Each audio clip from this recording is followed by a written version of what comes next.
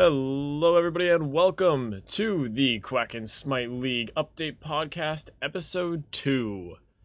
Last week, we reviewed Week 1 and talked about a bit of a preview for Week 2, also going through some of the changes that happened last week, and we're here to do it again, but this time with Weeks 2 and 3. My name is Bonzaijoe. I'm your host tonight, as well as Paniq and TheKingCooter, and periodically we'll have Skeet jumping in. But Paniq, Cooter, how you guys doing tonight? I'm good, Joe. How you doing, buddy? Pretty fantastic. We had a great weekend and what turned out to be a week in the Quack and Smite League with the last matchup finishing up last night. We're recording this on Friday night, but last night, Thursday, was the final match of Week 2 with It's the Resistance and Gloria at Mortem duking it out with their new rosters, which was a lot of fun, but we'll get there when we get there. We got a lot to talk about. Yeah. It's not definitely not as much from Week 1, thankfully, from our Week 1 update podcast, but there's still quite a bit for us to go through tonight. We're gonna hopefully this time it won't be as long, but we'll see. Absolutely. So, starting at the top, we had a fantastic slate of games in Week 2. Starting off on Saturday evening, we had All In versus Boonie Gang. It was a late night set starting at 10:30 Eastern on that Saturday night. Kicked us off with a great couple games that this past week. All In takes it 2-0, but how do you guys feel about the individual games? Well, I didn't get every single chance to watch all these games because I was working this past weekend, but this was the one game that I actually got to kind of tune into because it wasn't super busy. And I don't know, man. It felt like Owen's the newly constructed roster just immediately started to just synergize, like immediate. And then you had Boonie Gang, who played absolutely fantastic, in Week 1. It looked like they were a little frustrated. It didn't look like they were able to play the game that they wanted to play, and you guys kind of just forced the issue against them. But I don't see Booty Gang falling down too much farther. They're a good team with some good veteran presence, so we'll see how they bounce back in Week 3, for sure. Absolutely. Personally, I mentioned this when I was on the post-game interview after All In versus Boonie Gang, but I thought Boonie Gang played fantastic. There was many times where the team fights could have gone either way and were really going in favor of Boonie Gang for a good bit of those games. It wasn't until All In had a little bit better of a time just coordinating their team fights and getting things back together until they started finding the picks that they needed and were able to win those late game team fights. Yeah, I'll tell you what, Joe. I mean, your team is looking scary, bro. Honestly, you probably have a top player in 2, maybe 3 positions, and throughout the roster, you probably have 4, maybe even all 5 of you are top 3 at the position at least. It's incredible, man. I think that's right now. I think that's the team to beat. I'll tell you what, though, Boonie Gang, they did their best. I mean, in the first game, Chino kind of got clapped a little bit, but he comes back in the second game on that Rama, his signature pick, and he was something to behold, man. And you can't say enough about an Imigod. He definitely was in it as well. Absolutely. I thought that it was 2 really close games, especially that second one. You noted Chino looked a lot better, doing some huge damage in Game 2.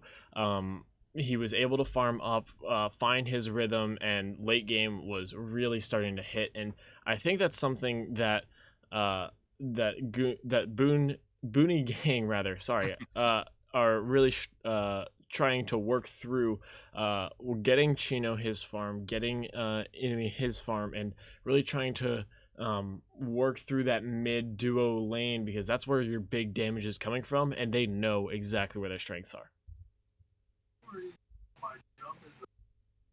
So I'm excited to see what this team is capable of in the upcoming game they're facing against Dharma Killers this weekend.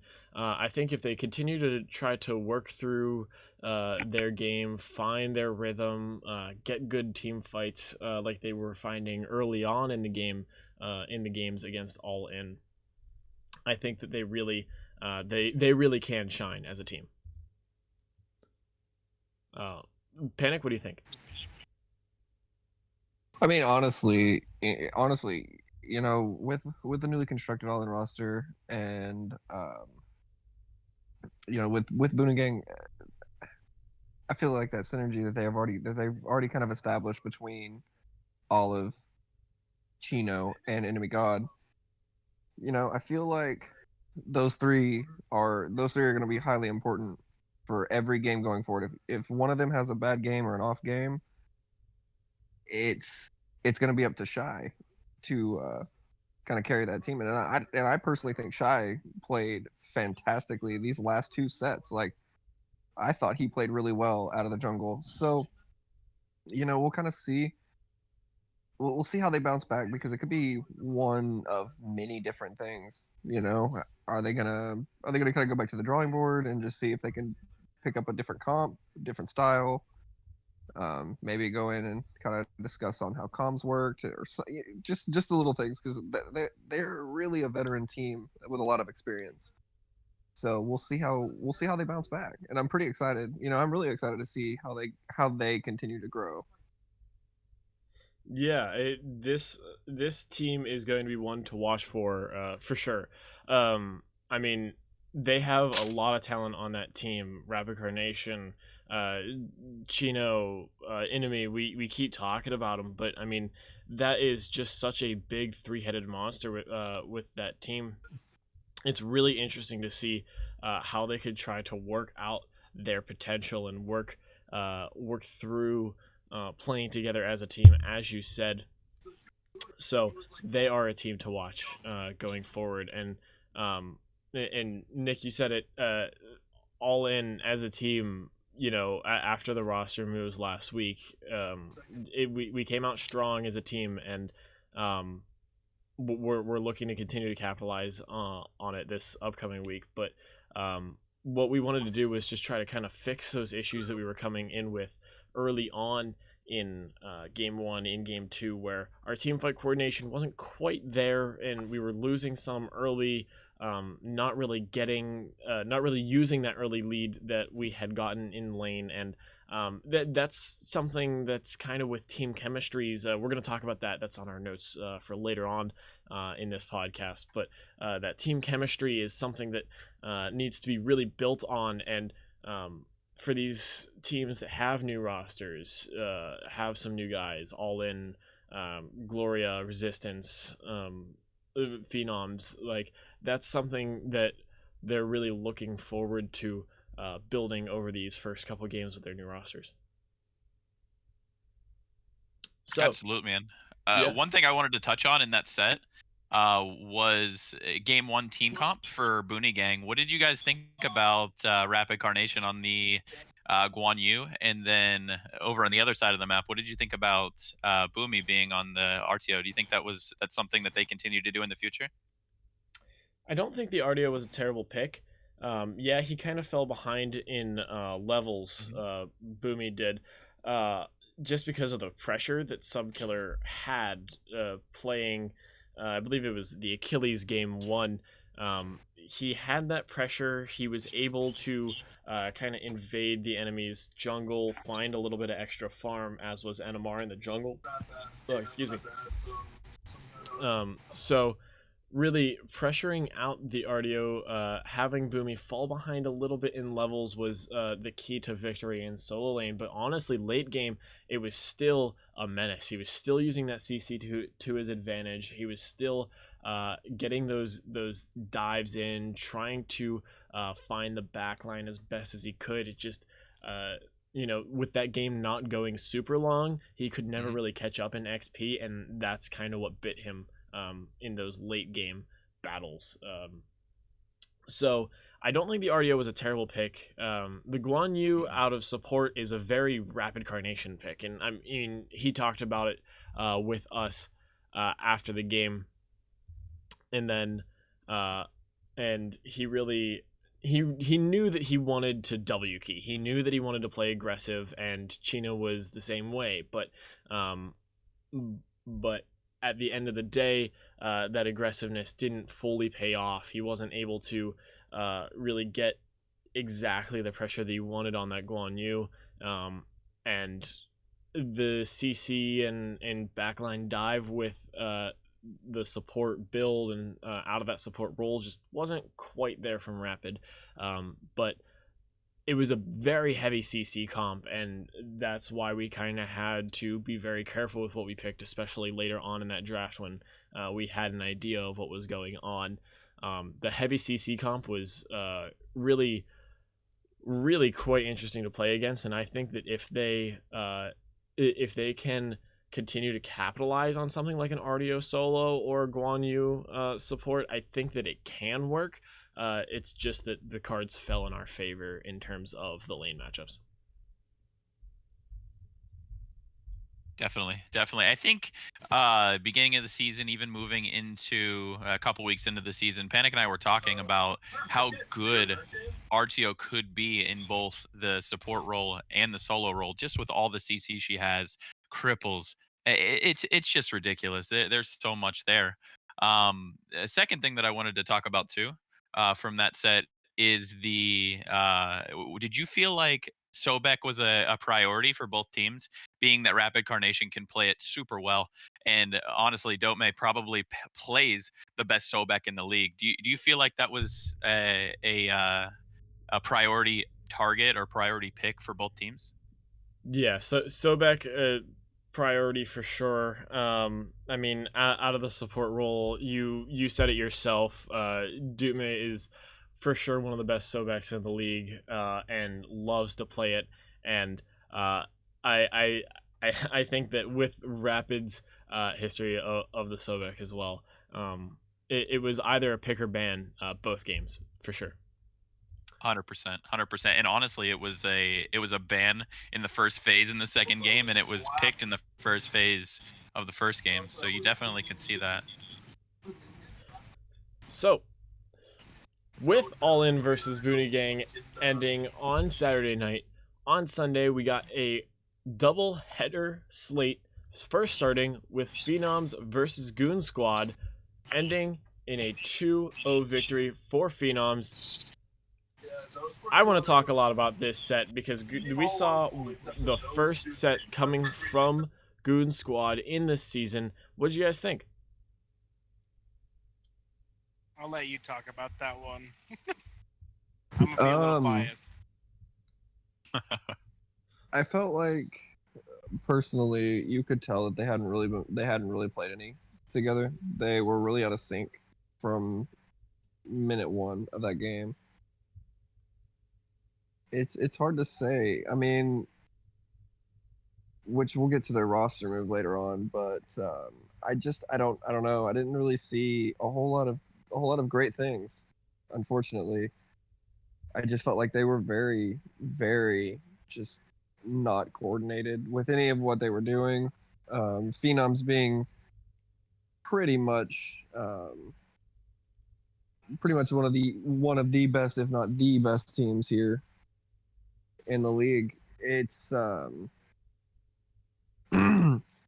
it's definitely tough going up against them, but I don't know, man. There's a lot of things that I could see them improving on. I don't know who their main shot caller was. I don't know, how comms and everything went through that game, but it just felt like they were completely out of sync from minute one.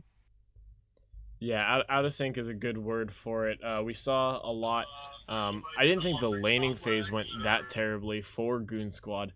They didn't quite find a full lead to play with. And I mean, when they tried to play against the lead and group up as a 5-man, as you said it, Paniq, they just looked out of sync, not fully in touch, and it definitely showed late game with a Phenom squad who have been playing together, have been practicing a lot, and are all great players. So in the future, I am curious to see how this Goon squad tries to play with leads, tries to play around a little bit more, because I do think that the talent is there to grab some wins this season for sure. It's just unfortunate that their first games had to be against Phenoms, and they kind of took one to the mouth. But next week, I think that they'll be back in full force.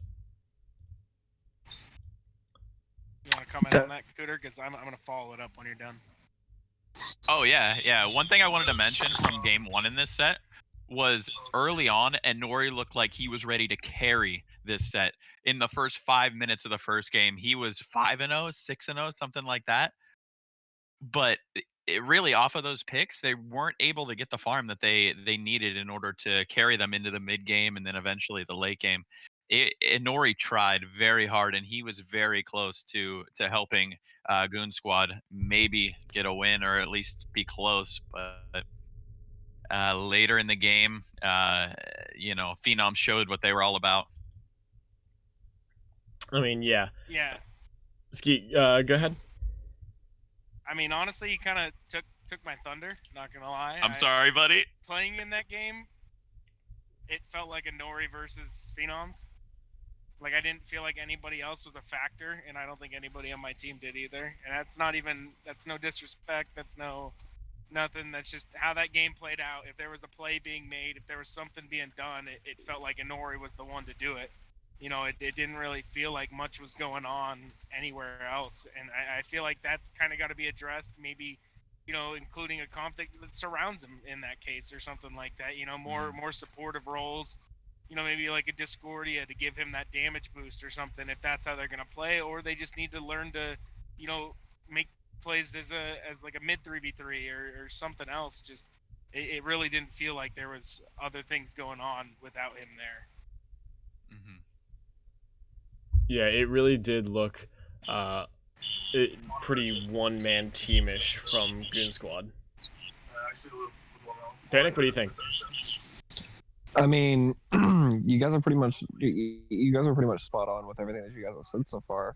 Like I said, it just felt like, I mean, the Inori show. I guess it's the easiest way to explain it. I mean, it just felt like it was going to be the Inori show, but unfortunately, things didn't work out in their favor, and hopefully they bounce back against a not as tough as an opponent next week. When they are able to play their games. So we'll see how they kind of pan out to play. Maybe getting some more practice in.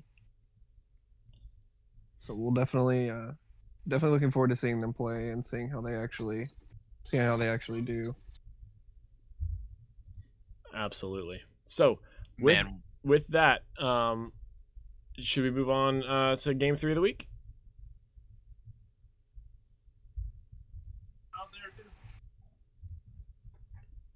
Is there any last comments that you guys wanted to say on Phenoms versus Goon Squad? Because one last thing. Yeah, go ahead. In game 2, so one thing I thought was interesting when I was watching it is you see Skeet pick up the Neath, right? And the number one counter that everybody knows coming out of the jungle for Neath is what? Is the Awilix. If Neath doesn't have an escape, I mean, man, it's incredible. But Skeet still managed to go 9-2. I mean, that just illustrates how together the Phenom squad is versus the Goon squad. As Paniq said to kick it off, it just doesn't look like they're in sync right now, and I'm interested to see what happens next week with them. I would like to add on to that. One of my deaths came because I beads, but I have shit internet, so it didn't beads in time. So I still got pulled by the Awilix ult, but I did beat it. I did. I just want to put that out there. I did beat. Skeet. But my internet did not allow me to. Skeet throwing out the old Chevy excuse. I said I'm a backflip. I said I'm a backflip here, and he's gonna do it, but I got beads. and I backflipped, and I still got fucking pulled. And like I thought you had beats, you idiot, you idiot. So yeah, that's that. So. All right. So, moving along to the second of the doubleheader on Sunday night, we had our only 2-1 set of the week.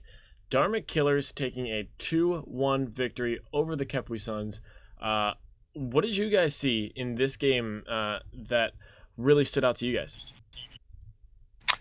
Honestly, it's kind of going back to the same week 1 matchup that we discussed quite a bit at length.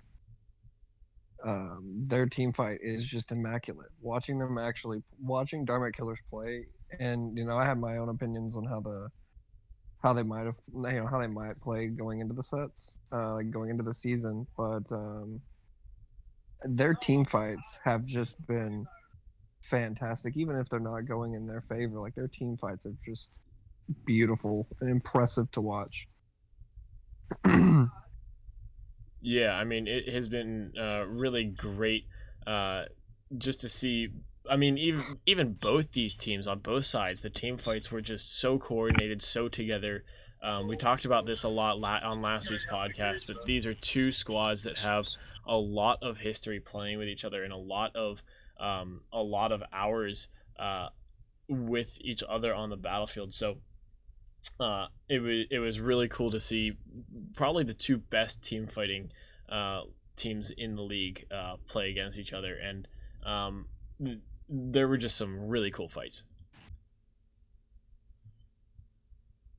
I mean, to add on to that one, I feel like, again, I said this week 1, and I'm going to say it again week 2. Kepri Suns looks like, they look like, again, they look just like the defending champs. They look like they come out strong.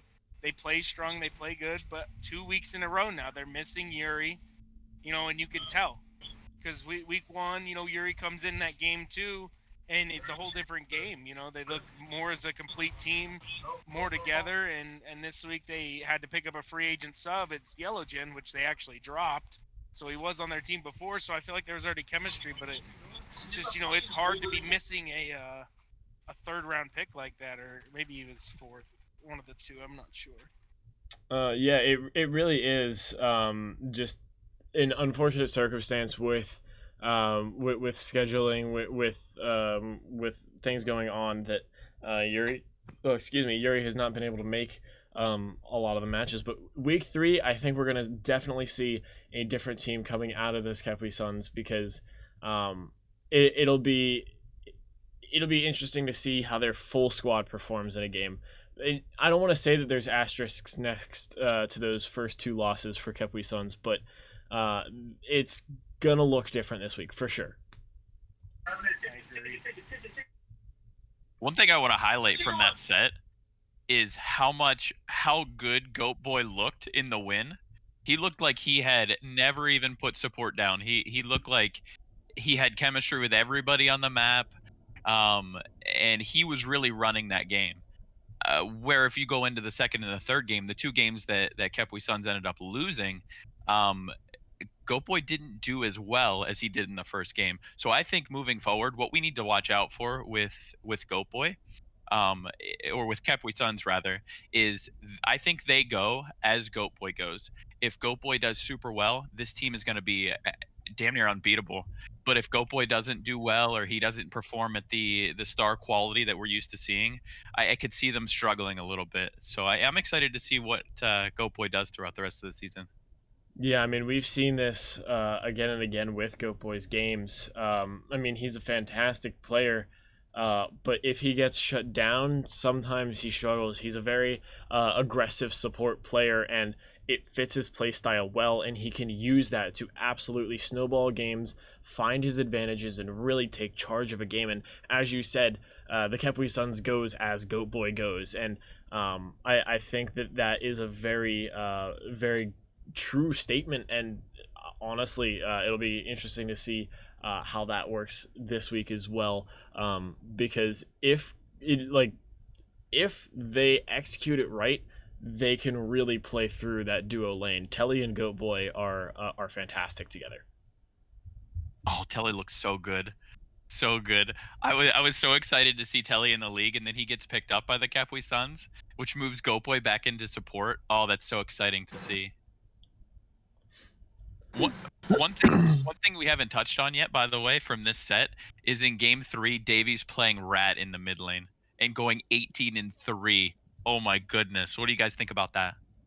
Well, Yeah. some people have had a little bit of an issue because he is, he is an SOC caliber jungler, up there in the Masters rankings with me, high diamond Masters rankings with me, and playing a god out of his main role. People were kind of, there were some upset folks about it, but I mean, right now season 8 really is about pressure, pressure, pressure. Like if you're able to apply your pressures and knowing the matchups and knowing when you can apply and when you can apply pressures, Rat does that well. I mean, he applies pressure at all. He can apply pressure at all phases of the game. So, I thought it was a fantastic pick. So I do believe the set was banned anyway, and Set is another one of those characters that's really fun to play in the mid lane. As a mid laner, I love playing Set every now and then when I get the opportunity. But I didn't see issues with it because again, like I said, a lot of these players that are here, that are like those the people that you see, like these upper echelon type players, they're honing their craft, they're playing in a different role, they're trying to get better, they're trying to see what they can do to improve their game, to improve what they can teach their teams as they come back come back from SOC, the little SOC break that we'll take. So I thought it was fantastic to watch. Yeah, without a doubt. I mean, Davies played fantastic, and I mean, we talked a lot about the Capui Suns in this review so far, but I want to switch to the Dharma Killers. They have looked absolutely clinical. Is one word that I'll put down for it. It's their team fighting has just been so together.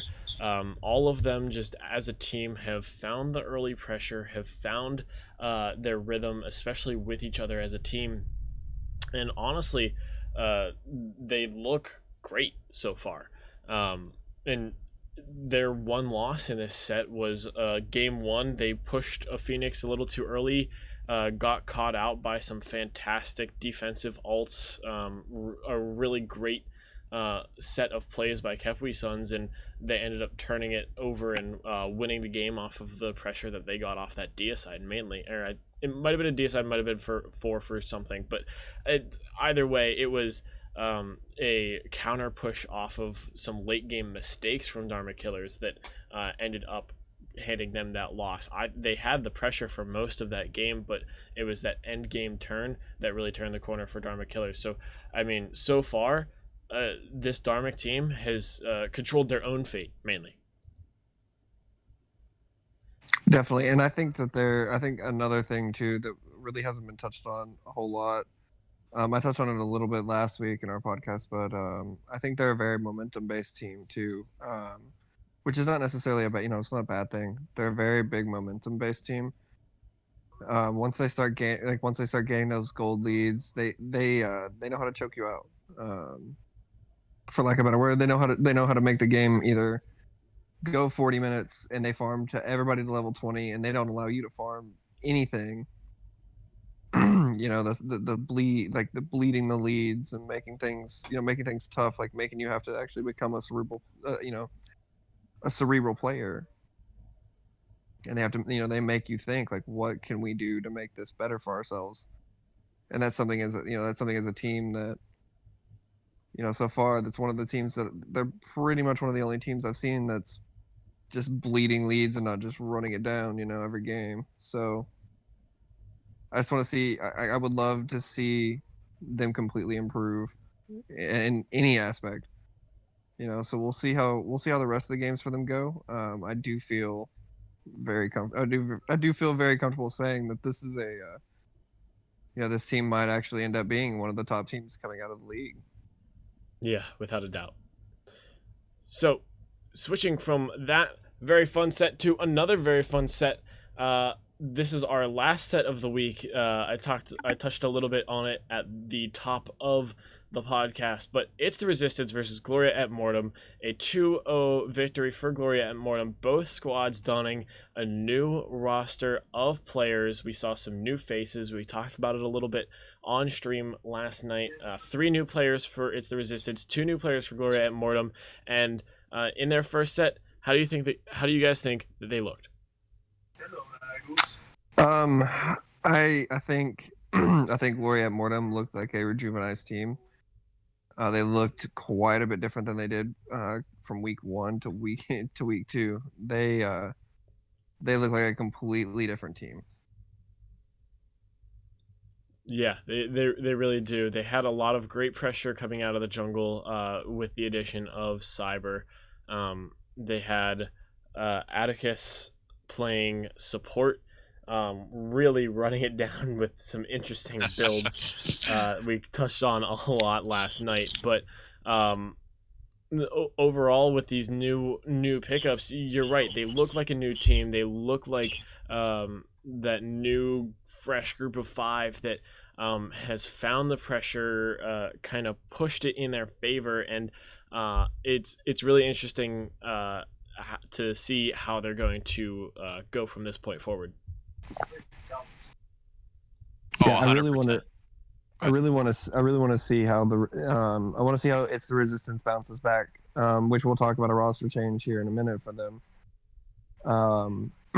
But I want to see how they kind of bounce back from this. This is this is the first time they play. This is the first week that they have actually played their game and not having a forfeit win or a forfeit win. Right. So yeah, I mean, it's kind of back to the drawing board for them, honestly, because they got to see like what worked and what didn't work for them, and how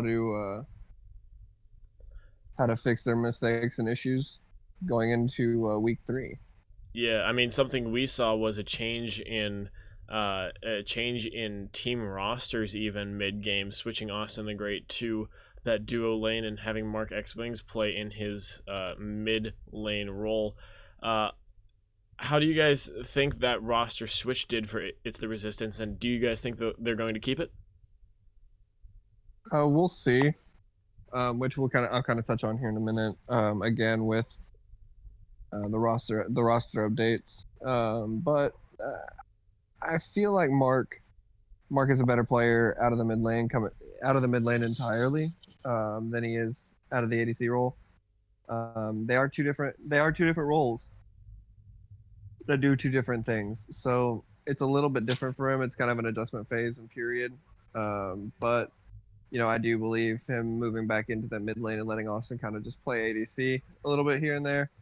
I think it's going to be better. I think that would be better for their team in the long run. Yeah, without a doubt. They did look a lot stronger in that game 2 versus game 1. But we're going to see how they continue on with this new squad of guys, because I do think that they can do a lot with it going forward. Cooter, what do you think? Yeah, 2 things.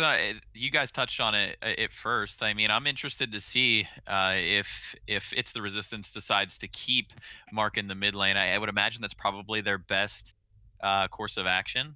Austin can really, I've played with him for a long time. He can really play any position and play it effectively. I think Mark played so much better in the mid lane than in ADC. In addition to that, obviously, I'm not saying anything against Simple Fate at all, because I think he's a fantastic player. I'm interested to see when It's the Resistance gets Mr. Daddy online and gets him into their normal rotation. He and Mark have great synergy together. So I think that's going to boost them up a little bit as well. On the other side of the coin, with Gloria et Mortem, I'm interested to see when they play somebody to the caliber of maybe All In or Phenoms, to see how Atticus and Omega kind of they engage the team fight, right? I'm interested to see how they get back and they can help peel for Pit and for Rye, or if they do, I am interested to see how a team takes advantage of the aggressive play style from the support and from the solo laner. Yeah. Yeah. For sure. Yeah, Paniq, go ahead. What I was gonna say is, I feel like, which again I'll kind of touch on this this roster idea here shortly, but coming out of the side of Goya at Mortem, it felt like, Cyber moving to that team, and Atticus, Cyber and Atticus moving to that team kind of gave them that rejuvenized boost that they needed to make them kind of that make them a little bit, I wouldn't say necessarily better, but it makes them play a lot better together as a unit, because Rye's a fantastic player. He's a mid laner by heart. I've played with him for quite a while. Played against him for a little while as well. So I just really want to see them continue to improve from that week one. That week one when the trade right after the trade happened. I want to see how they improve continuing on from week two forward. So I just think that right now with Atticus Omega, we'll see how they kind of start to mesh together as a whole unit, as that frontline unit, to see how they start to peel and engage, with each other, and Pit and Rye. So we'll definitely. I'm just looking to see them improve quite a bit more as the weeks go on. Yeah, without a doubt. This is two squads that are definitely going to improve with time as these weeks go on. Skeet, how do you think that these guys are going to improve going forward? Oh, damn it! I told you not to tag me in. Honestly, I think the biggest thing for Herc's team is finding that rhythm. I feel like they played good as a unit, but I think they lost a lot of key players and didn't really get as strong of units back together. Like, they got synergy, which is what he was looking for, but I think they're, again, like I said, they're missing that player to just really carry and kind of put the team on his back and kind of make the plays, be there for everything. I think if anybody's gonna do it, it's gonna be Mark. He showed a lot of promise in those games that I watched. I didn't watch game 1, but I did watch game 2. But I think he played lights out from that mid lane. And yeah, I'm gonna stop talking now. I'm really tired. Sorry, Skeet, I did not see your message not to tag you in, so I apologize. But yeah, these are two teams that, as we were talking about, are going to get better with time. So we had a really good set that really just kind of showed these two teams off, and Gloria took it 2-0. So after that very lengthy review session of week 2, we are coming dangerously close to the 40-minute mark. So I apologize. We had a lot to talk about. These were some fantastic sets this weekend, but I promise we won't keep you much longer. We just have a few small roster moves to talk about, and then we're gonna go ahead and preview our week 3 matchups. So let's talk this through. We got some small roster moves, mostly some subs changing around, with the exception of a Goon squad drop and pickup. But some subs moving around, some names that we've seen consistently continuing to change teams. Let's start off with It's the Resistance picking up Simple Fate, who was dropped from Phenoms, and Resistance dropped Achilles for that. So Simple Fate going from Phenoms to Resistance dropping Achilles, not Achilles JC, Achilles with a K and a Y and a Z. And then Phenoms picking up Pegleg as well. So a new sub on the side of Phenoms with dual Pegleg. One of our EU players who looked really good last season and coming into this season was on It's the Resistance. Schedules didn't mesh up very well, so he did have to be dropped, unfortunately. But Phenoms looking to take his skill to an advantage in that substitute position for them. If Skeet's around, he can talk us through that pickup a little bit, but otherwise I'm going to talk about... Okay, I'm here. Okay, he's here? Okay, cool. Sorry, I'm throwing decks right now. It's not a fun job. Yeah, talk us through the simple fate for peg leg move. Honestly, the biggest thing about picking up Peg is, I think he's gonna be a really good role player from the jungle. And I mean, I have some ideas, but we don't really have a true jungler on our team right now. I don't know if you noticed that we have 3 solo laners. I mean, Vakis was set as the jungle, but he even told me that was his worst role. When the season started, he just kind of felt like off-rolling, which he's still doing in solo. But I felt like, I wanted to see how our team worked, with a real jungler there. No discredit to Duck, he's a great player, but he's definitely kind of an ADC one-trick.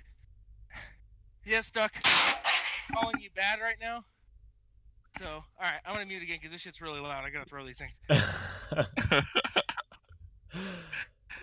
So yeah, Resistance picking up Simple Fate 2. We saw Simple Fate play in that first matchup against Gloria at Mortem, and he looked pretty good out of the jungle.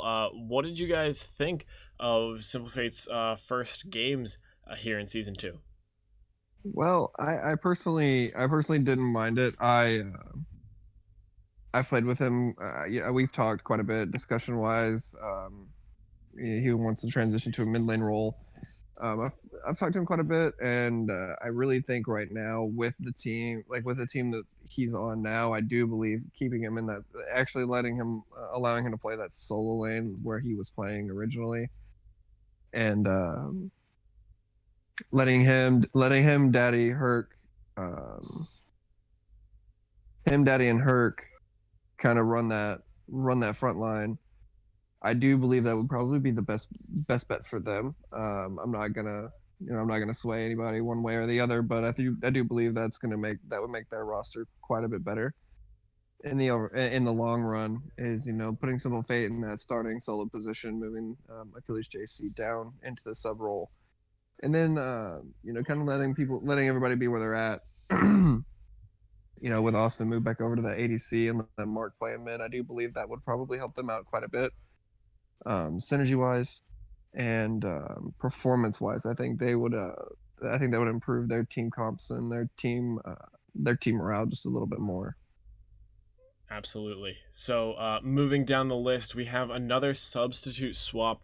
We have a Pokemon for Pokemon drop pickup. Pokemon AI being dropped by Dharma Killers in favor of Senpai PKP. Let's walk through this real quick. What do you guys think of this little swap? I think it was needed. They could never get their sub on for scrims or anything, and Senpai is always around. So yeah, it's definitely a good pickup. And honestly, Senpai and Destiny and Cruz all have some previous synergy together, so that could definitely be an interesting threesome there. So it could be fun to see. I'm glad they have a sub now that can make it to their scrims and things like that. Pause. What did you just say? He did say threesome, but it's I fitting. did. I couldn't find another word, bro. I'm sitting here like trying to do work, and I'm just like, threesome? What the fuck? What are these guys talking about?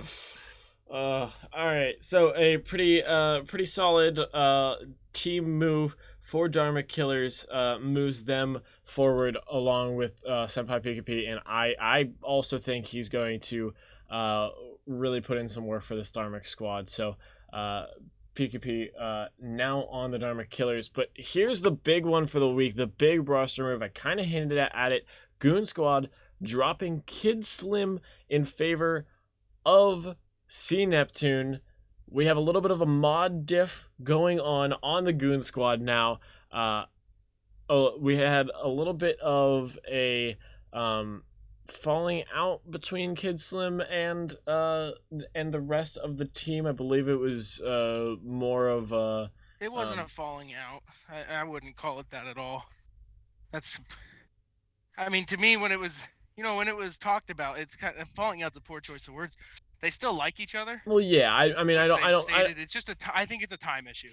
Okay. which is more the reasoning. I wasn't Kinda sure like if it the was a Root time drop, you know what I issue mean? or Well, something Chevy else. came out and said, like he said it in free agent chat. He's like, I didn't drop Slim because I don't like him, but I just want to put that out there. So Yeah, I wasn't 100% sure what the reasoning was, but yeah, the Kid Slim drop in favor of C Neptune. What do you guys think of this? I mean, Slim has been a key player. He was in season 1 on that VGod squad, had played a really good support out of that lane.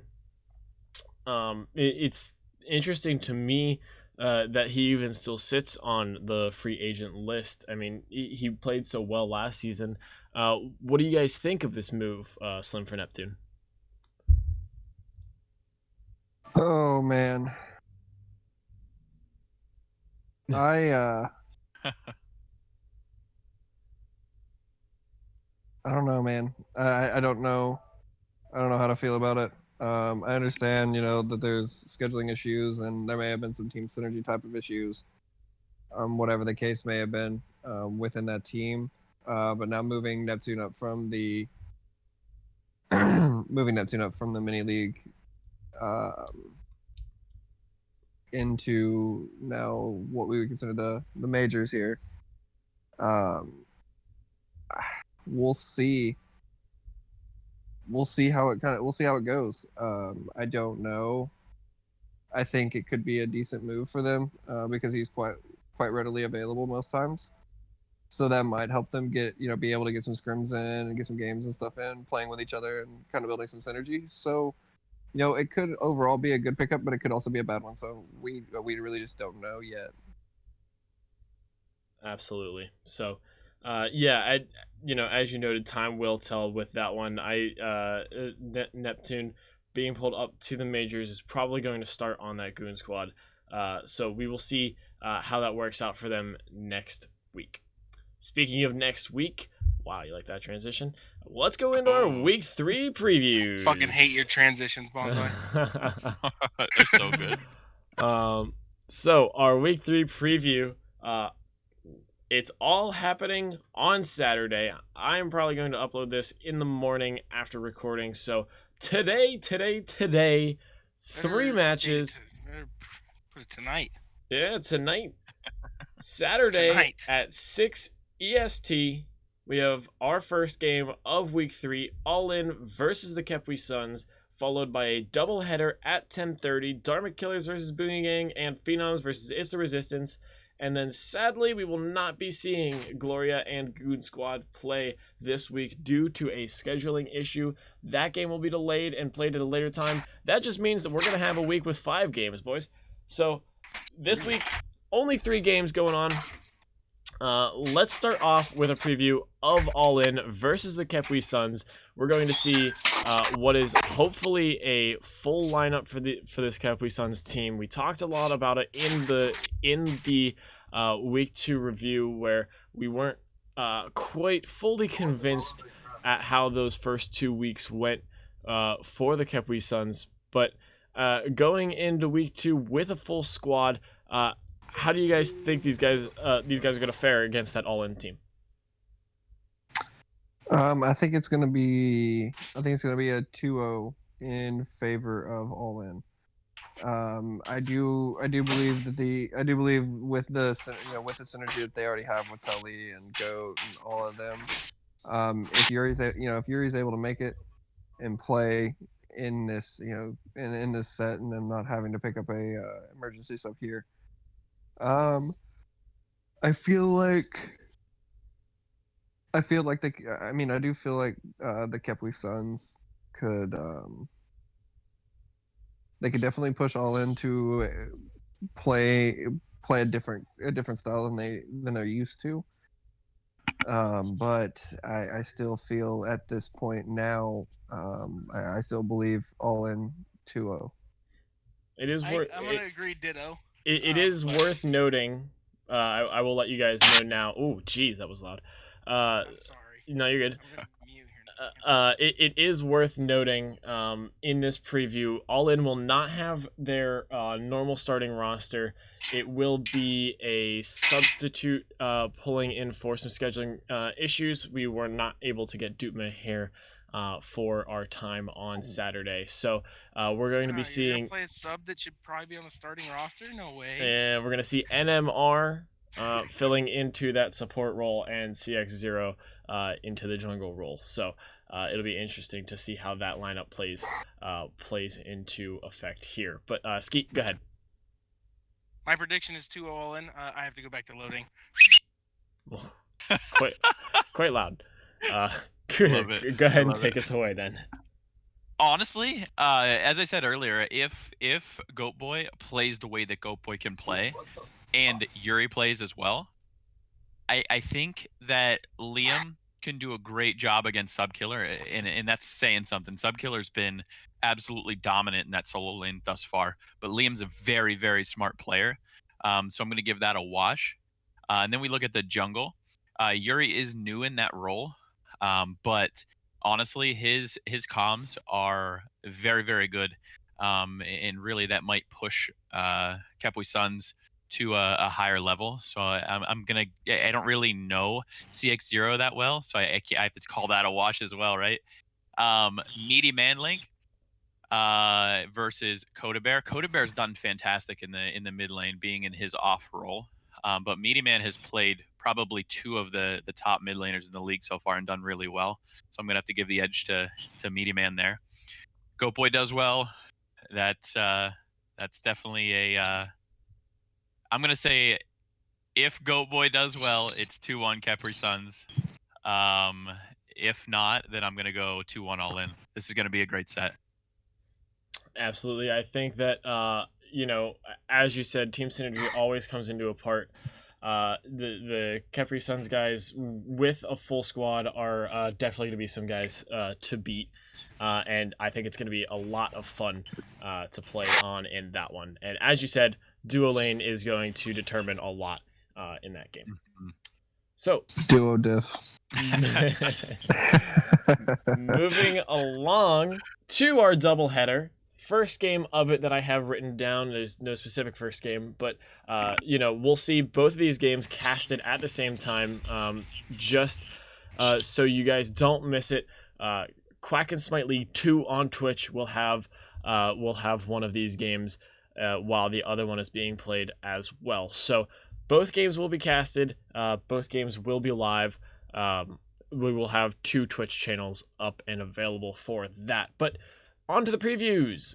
Dharma Killers versus Booty Gang. Dharma Killers coming into this set 2-0 on the year, 4-2 in games specifically, looking really strong. Booty Gang are 1-1, and I believe 2-2 in games as well. So very even from Booty Gang coming into this one on their record. Cooter, I want you to start us off with this one. What do you think is going to be the big X factor, the big main difference in this Dharma Killers versus Booty Gang matchup? Because I think it's going to be a great one. I agree. I think this is going to be the best week so far overall, but specifically in this matchup, it's got to be the mid lane, right? Yeah. It's got to be a Nimi God. It's got to be, oh man, Davies versus Enemy God. Oh my gosh. A crazy matchup. 2 fantastic players. It doesn't get a whole lot better than that in the mid lane. In the bro, I'm so excited. That's got to be the role though. That has to be where either team wins or loses, right? I think it will be. Okay, I have a break in the action for a second. I'm calling it now 2-1 Booty Gang. 2-1 Booty Gang from Skeet. Paniq, what do you think? Man, Skeet kind of stole my thunder a little bit, but I really feel like right now these two teams, this is gonna be kind of going back to that week 1 matchup with Dharma Killers All In. I think it's going to be a set similar to that.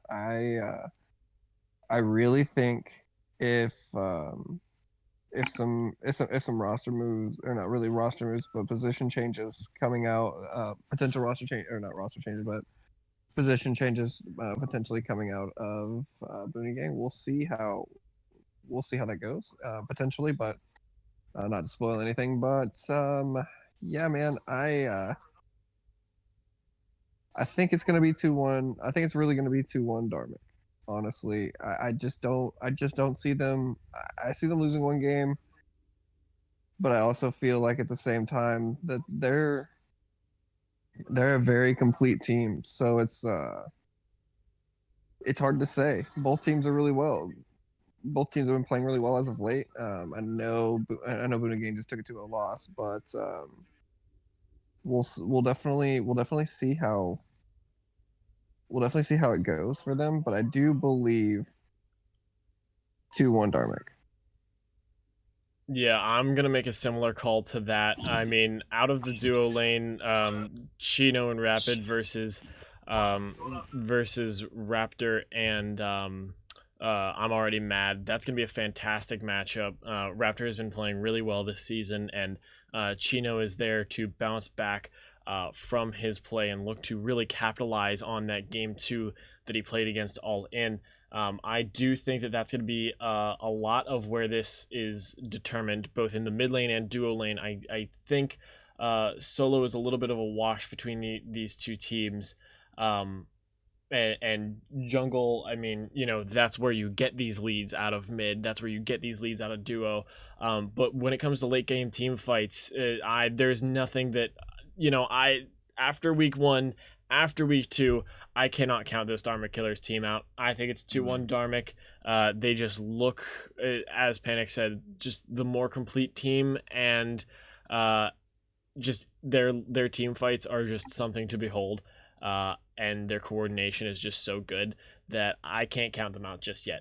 I got to see them lose first. So, moving along to our last game of the week, and then we'll go ahead and wrap it up.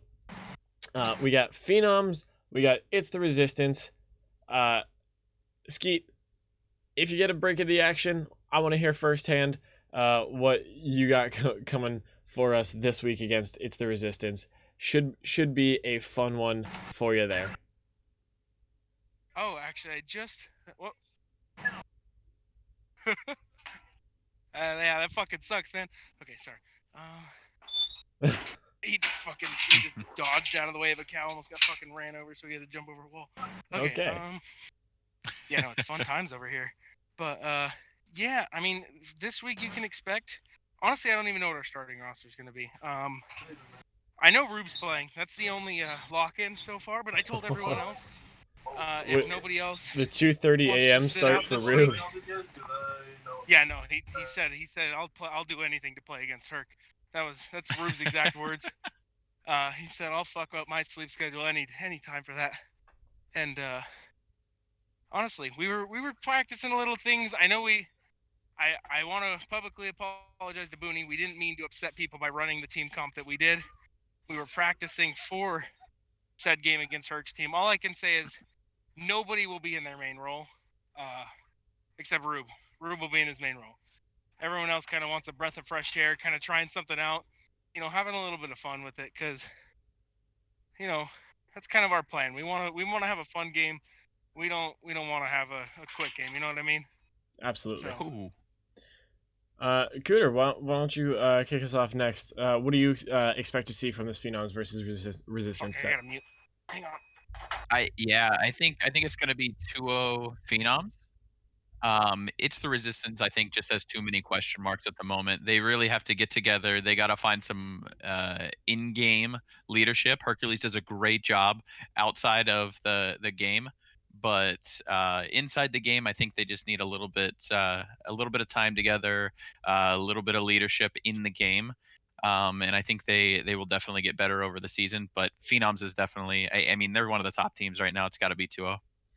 Yeah, I have to agree. There are a lot of question marks. There is a lot of time that this Resistance squad needs to really capitalize on a lot of things. But You know, they have a tough matchup against this Phenom squad coming in, but Resistance, they showed sparks of brilliance in Game 2 against Gloria at Mortem. They had they had Mark really shining out of that mid lane. Austin making some fantastic plays to keep himself alive when it seemed like the entire enemy team was diving him under his tier 2 tower. So, I mean, these sparks of brilliance. I mentioned it in the cast last night. Hercules made some fantastic plays to keep his guys alive. That shows that great leadership. It shows that this Resistance squad has the potential for greatness, but against a Phenom squad that it has just shown nothing but strength this season, I don't think that it's going to show its full force. I do think that this one is 2-0 Phenoms, but I think that one, if not both of these games run a little long with that brilliance that I think we might see come out again from It's the Resistance. Paniq, what do you think? Personally, I think it's going to be a 2-0 in favor of Phenoms. I kind of have to agree with what Cooter was saying a minute ago with the there's just too many question marks surrounding Resistance right now. Once we'll see if some of these questions get answered here this week, kind of see who's going to step up and take that leadership role that void that's been left since Coda was traded away. So we'll see how they kind of regroup and start to get better. But you know, they're facing off against a Phenoms team who right now is probably one of the is the top team here. So we'll see how it goes. But yeah, 2-0 Phenoms. I didn't say it, by the way, but 2-0 Phenoms is my guess. Well, there you have it. That is our Week 3 preview. So, as we leave it off there, we got 3 fantastic sets coming up against us, or in front of us this weekend. Just as a parting remark before this podcast gets too long, I want to go through everyone. Give me one X Factor. Give me one player or one big thing that you're excited to watch coming from any of these sets this week. Paniq? Can I lead off so nobody takes my thing? No, Paniq, you're not allowed to. You can't take my thunder, Paniq. Skeet, go ahead and start us off. All right. I'm excited for Davies versus any in the mid lane. Oh, That's just huge. That's huge for me. That is 2 players who've dominated their lane in every game. You know, I mean, I say win or loss, but you know, obviously only wins for Dharma Killers in the side of Davies. But man, just 2 mid laners that's just been duking it out. No real competition matching them yet in their lanes. So I'm excited for that. Paniq? You know, I oddly enough, I really have to agree with Skeet here. Normally, that's not something that I do, but